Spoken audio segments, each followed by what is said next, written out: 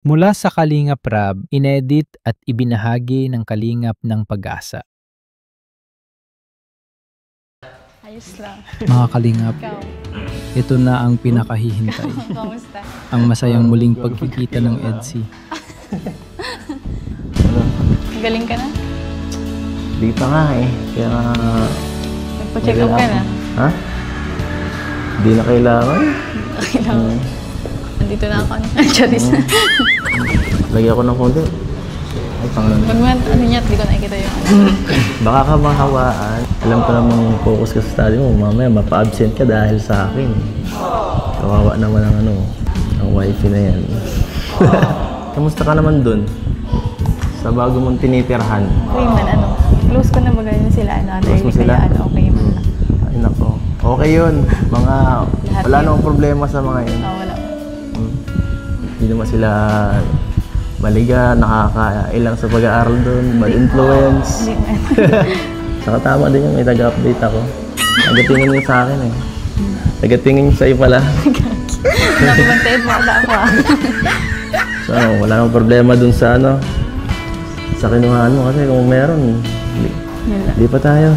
Nung nakaraan, nawalan lang ng tubig. Pero lahat naman daw. Makikiligo nga sana ako nun eh. Kaso, nahiya ako.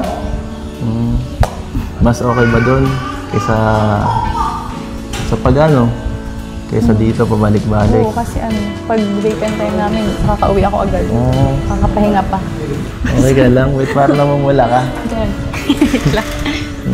May sakit ka na? May sakit ka ba? Wala. Pares na yata tayo may sakit eh. Alam mo muna, ikaw ang, ano, ikaw ang reason kung bakit ako wala ka. Ikaw baga ang blushing ko.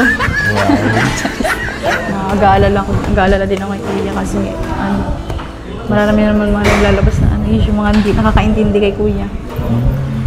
Tsaka ano, Yung mga walang alam sa ginagawa ni Kuya.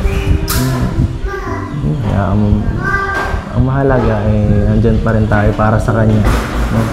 At mas alam naman natin yung yung kanyang ginawa kaysa sa ibang tao. Kaya ano lang yun, mga ingay lang yun. Ang hindi nila alam ano, kung hindi dahil kay Kuya. Ilan, ano, yung mga, kagaya namin mga kabataan bagay, siguro yung ilan sa amin hindi nakakapag-aral. Tama ka. Kagaya ko rin siguro. Na kung di ako natulungan ng Kalingap Rab, pare, walang Kalingap Edu dito. Ito din baga, isa ka din sa mga charity, ganyan. Ito nga, anong bahay na to, i-bonus na lang kasi ano, talagang mahalaga yung pag-aaral baga. Tama. Kaya pagbutihin nyo, no?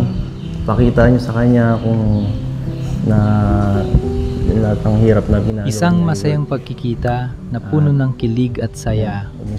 Huwag kalimutang mag-subscribe para sa mas marami pang EDSI moments. Thanks for watching this transformative video. Layunin naming magbahagi ng pag-asa at inspirasyon. Panuorin ang buong kwento sa vlog ni Kalingap Rab.